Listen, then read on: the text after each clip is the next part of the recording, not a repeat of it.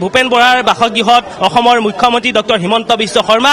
গতিকে ভূপেন বৰাৰ পৰৱৰ্তী ৰাজনৈতিক ভৱিষ্যত কি হ'ব সেয়া ইতিমধ্যে সকলোৱে গম পাইছে আৰু আমি পুত্ৰ পত্নী সকলোকে তেওঁক সুধিলোঁ যে সকলোৱে কৈছে তেওঁলোক সকলো পজিটিভ হৈ আছে। এয়া ভূপেন বৰাক আদৰি লৈ গৈছে অসমৰ মাননীয় মুখ্যমন্ত্ৰী ডক্টৰ হিমন্ত বিশ্ব শৰ্মা। এয়াই হৈছে ৰাজনীতি যে কেতিয়াও কল্পনা কৰিব বা কোনেও ভবা নাছিলে যে এনেধৰণে অসমৰ মুখ্যমন্ত্ৰী হিমন্ত বিশ্ব শৰ্মা ভূপেন বৰাৰ বাসগৃহত আহিব আৰু এনেধৰণে কংগ্ৰেছ ত্যাগ কৰি ২৬ৰ নিৰ্বাচনৰ পূৰ্বেই ভূপেন বৰাই গেৰুৱা বসন পিন্ধিব এনেকৈ ধৰণৰ কোনো কল্পনা কৰা নাছিলে। গতিকে এয়া আমি দৃশ্য দেখুৱাইছোঁ। গতিকে আমি যদিহে ভিতৰলৈ যাবলৈ অনুমতি দিয়ে তেতিয়াহ'লে ভিতৰলৈ যাম, কিন্তু এই মুহূৰ্তত আমি দেখুৱাইছোঁ যে বাধা প্ৰদান কৰা হৈছে, ভিতৰলৈ যাবলৈ দিয়া নহয়, কাৰণ তেওঁলোকে কিছু কথা বতৰা পাতিব আৰু তাৰ পাছত আহি তেওঁ সংবাদ মাধ্যমক গোটেই কথাখিনি অৱগত কৰিব।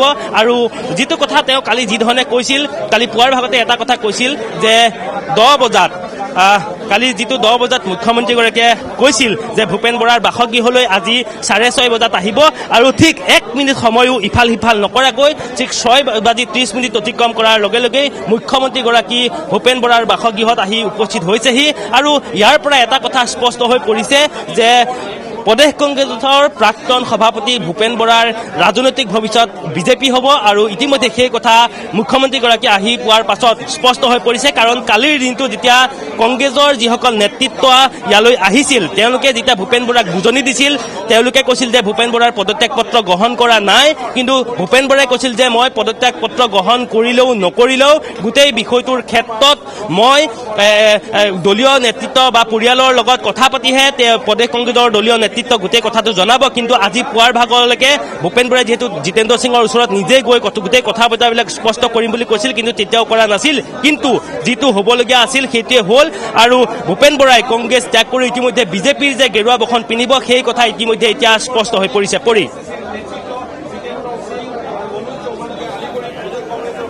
হয় ধ্ৰুৱ, আমি আপোনাৰ ওচৰলৈ যাবলৈ বিচাৰিছোঁ। এতিয়া পোনপটীয়া সম্প্ৰচাৰ যিহেতু চলি আছে, এটা কথা মই জানিবলৈ বিচাৰিছোঁ, মুখ্যমন্ত্ৰীৰ লগত আৰু কোনোবা গৈছে নেকি? আপুনি আপোনাৰ দৃষ্টিত কাৰোবাক দেখিছে নেকি আপুনি ধ্ৰুৱ?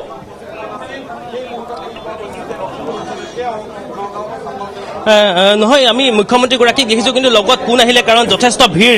কাৰণ এই যিটো বাতৰি যেতিয়া ভূপেন বৰাই পদত্যাগ পত্ৰ প্ৰেৰণ কৰিলে বুলি যেতিয়া তেওঁ টুইটাৰ যোগে জানিব পাৰিলে ৰাজ্যবাসীয়ে বা সংবাদ মাধ্যমে, তাৰ পাছতে কিন্তু ভূপেন বৰাৰ বাসগৃহত কালিৰ দিনটোৰ পৰাই 24 ঘণ্টা 24x সংবাদ মাধ্যমৰ প্ৰতিগৰাকী সংবাদ মাধ্যম বা সংবাদ প্ৰতিষ্ঠানৰ লোক ইয়াত জড়িত হৈছে। যথেষ্ট ভিৰ আমি দেখুৱাইছোঁ। ইতিমধ্যে গেট বা যিখন মূল প্ৰৱেশদ্বাৰ সেইখন বন্ধ কৰি দিয়া হৈছে, কাৰণ বাহিৰতো যথেষ্ট সংখ্যক কিন্তু যি স্থানীয় লোক আছে তেওঁলোক আহি একেবাৰে শেহতীয়াকৈ কি ক'লে? একেবাৰে শেহতীয়াকৈ ভূপেন বৰাই কি ক'লে? তেওঁৰ মুখত কিবা ইংগিত পোৱা গৈছে নেকি? স্পষ্ট ইংগিত কিবা পোৱা গৈছে নেকি ধ্ৰুৱ?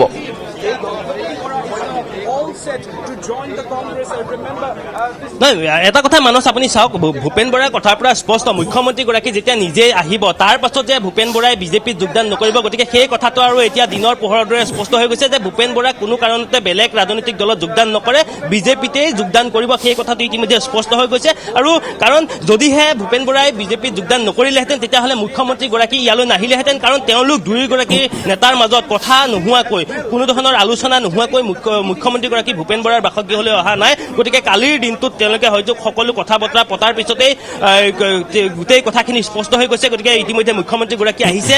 ইয়াত তেওঁ পৰিয়ালৰ লগত ইতিমধ্যে আমি পুত্ৰৰ লগতো তেওঁ পজিটিভ বুলি কৈছে, পত্নীয়ে পজিটিভ বুলি কৈছে। ঠিক একেধৰণে ভূপেন বৰাই কৈছে যে তেওঁৰ যিটো পুৰণি ৰঙানদীৰ যিটো বাসগৃহ আছে সেই বাসগৃহলৈ পূৰ্বৰ প্ৰধানমন্ত্ৰীও গৈছিল, হিতেশ্বৰ শইকীয়া মুখ্যমন্ত্ৰী গৈছিল, কিন্তু এই যিটো ভেটাপাৰা চাৰিআলিৰ যিটো বাসগৃহ সেই বাসগৃহত কিন্তু কোনো ধৰণৰ পূৰ্বতে মুখ্যমন্ত্ৰী অহা নাছিল। তেওঁ সেই কথাটো নিজেই কৈছে আৰু খুব তেওঁ পজিটিভ হৈ আছে। কাৰণ আজি মুখ্যমন্ত্ৰীগৰাকী যিহেতু নিজেই আহি তেওঁক কালি যিহেতু নিজেই প্ৰস্তাৱ দিছে যে দুটাকৈ জয়ী হোৱা সমষ্টি তেওঁক অফাৰ দিয়া হৈছে এক প্ৰকাৰ, গতিকে তাৰ মাজত তেওঁ যোনটোৱে নিৰ্বাচন কৰে সেই সমষ্টিটোৱে তেওঁক দিয়া হ'ব। কাৰণ ভূপেন বৰাই কংগ্ৰেছৰ কাৰণে কিমান শক্তি বা ভূপেন বৰাৰ কিমান শক্তি আছিলে সেই কথাটো হয়তো কংগ্ৰেছ নেতৃত্বই বুজি পোৱা নাছিলে, যদিও সেই কথাটো দীৰ্ঘদিনৰ পৰা হয়তো মুখ্যমন্ত্ৰীগৰাকীৰ নলেজত আছিল।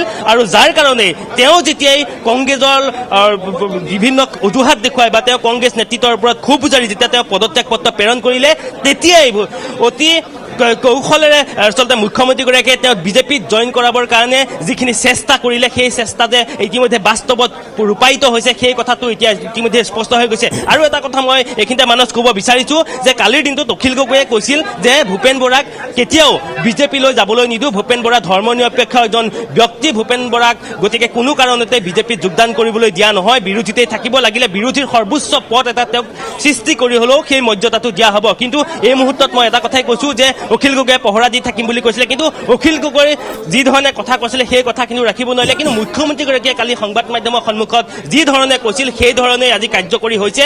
6:30 ইয়াত উপস্থিত হ'ম বুলি কৈছে, 6:30 উপস্থিত হৈছে এই ভূপেন বৰাৰ বাসগৃহত। আৰু ইয়াৰ পাছতেই বিজেপিত যে ভূপেন বৰাই আৰু যোগদান কৰিবলৈ বাকী নাথাকিব, হয়তো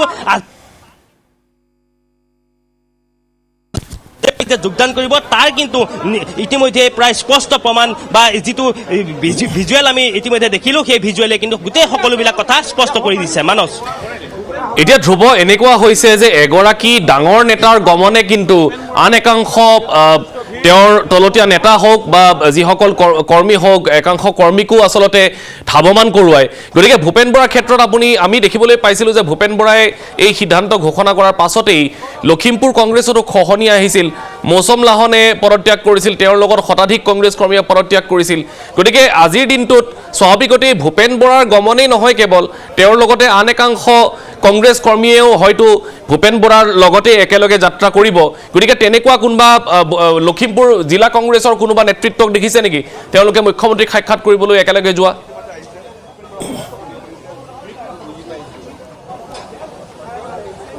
নিশ্চয়কৈ আপুনি এটা কথা চাওক, ভূপেন বৰাই আজি কৈছিল যে কংগ্ৰেছত তেনেকুৱা বহু মানুহ আছে যি APCC কৰিবলৈ সাজু, কিন্তু APCCR অৰ্থাৎ ৰকিবুল হুছেইনৰ যি কংগ্ৰেছ সেই কংগ্ৰেছ কৰিবলৈ তেওঁলোক সাজু নহয় বুলি ভূপেন বৰাই কিছু সময়ৰ পূৰ্বেও কৈছে। আৰু ভূপেন বৰাই কৈছে যে তেওঁ কাৰণ 2021 নিৰ্বাচনৰ পাছত যেতিয়া কংগ্ৰেছ এক প্ৰকাৰ নিঃশেষ হৈ গৈছিল বুলি ক'ব পাৰি, ৰিপুণ বৰাৰ নিচিনা তেতিয়া প্ৰদেশ কংগ্ৰেছৰ সভাপতিয়ে TMCত যোগদান কৰিছিলগৈ আৰু তেতিয়াই ভূপেন বৰাক প্ৰদেশ কংগ্ৰেছৰ সভাপতিৰ দায়িত্ব অৰ্পণ কৰা হৈছিল।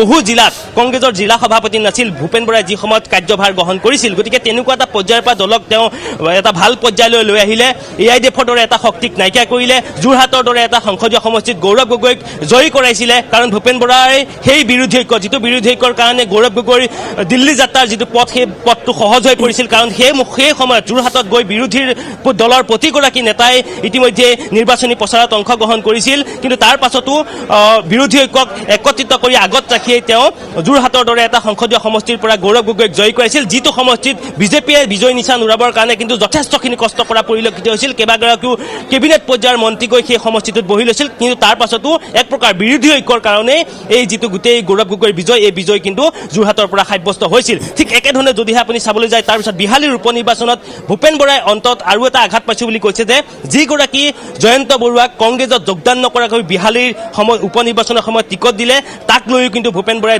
দুখ প্ৰকাশ কৰিছে। কাৰণ প্ৰদেশ কংগ্ৰেছৰ সভাপতি হৈ তেওঁ টিকট দিব নোৱাৰিলে আৰু গৌৰৱ গগৈয়ে দিল্লীত মেনেজ কৰি দিল্লীত ৰাহুল গান্ধীৰে সুসম্পৰ্ক থকাৰ অজুহাত দেখুৱাই সেই জয়ন্ত বৰাক কংগ্ৰেছত যোগদান নকৰাকৈ বিহালী উপ নিৰ্বাচনত টিকট দিছিল আৰু যিটো কাৰণে বিৰোধী ঐক্য থান বান হৈ গৈছিল। সেই কথাখিনিও কিন্তু আজিৰ দিনটোত স্পষ্টকৈ ভূপেন বৰাই কোনো ধৰণৰ আক্ষেপ নথকাকৈ প্ৰকাশ কৰিছে। আৰু লগতে ভূপেন বৰাই এটা কথা কৈছে যে আজিও তেওঁ কংগ্ৰেছত থাকিলেহেঁতেন তেওঁ কিছু সময় পূৰ্বলৈকে এটা চৰ্ত দি আছিল, যদিহে প্ৰদ্যুৎ বৰদলৈ আৰু দেৱব্ৰত শইকীয়াই কয় যে কংগ্ৰেছত এতিয়াও থাকিব পৰা পৰ্যায়ত আছে। গতিকে দেৱব্ৰত শইকীয়া কিন্তু প্ৰদ্যুৎ বৰদলৈ তেওঁলোকে কোনো ধৰণৰ ভূপেন বৰাক ফোন বা মেছেজ নকৰিলে যে তেওঁলোকে এতিয়াও কংগ্ৰেছত থাকিব পৰাকৈ নিশ্চিতি দিব পৰা যিটো বাৰ্তা, সেই বাৰ্তাটো ভূপেন বৰাক দিব নোৱাৰিলে। তেওঁ সেই কথাটো কিন্তু কিছু সময়ৰ পূৰ্বে উল্লেখ কৰিছে। গতিকে এক প্ৰকাৰ বিৰোধীৰ ৰাজনীতিত ধুমুহাৰ সৃষ্টি কৰি ভূপেন বৰাই শীঘ্ৰেই দুই এদিনতে, মই কৈছোঁ যে অমিত শ্বাহৰ আগমন হয়তো নহ'লে বিজেপিৰ ৰাষ্ট্ৰীয় সভাপতি নবীন নীতিনৰ উপস্থিতিত হয়তো তেওঁ গেৰুৱা বসন পিন্ধিব, কিন্তু আনুষ্ঠানিকতা যে মুখ্যমন্ত্ৰীগৰাকী আহি আজি ভূপেন বৰাৰ ঘৰত উপস্থিত হোৱাৰ পাছতে এটা বাৰ্তা যে গুচি গৈছে ভূপেন বৰাৰ যে পৰৱৰ্তী ৰাজনৈতিক ঠিকনা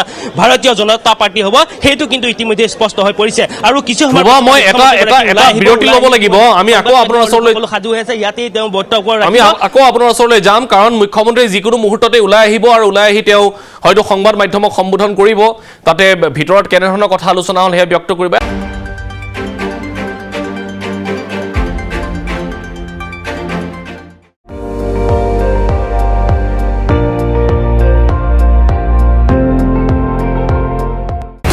আপুনি চাই আছে ND24, সৰ্বশ্ৰেষ্ঠ নহয় সৰ্বোত্তমৰ দৌৰ।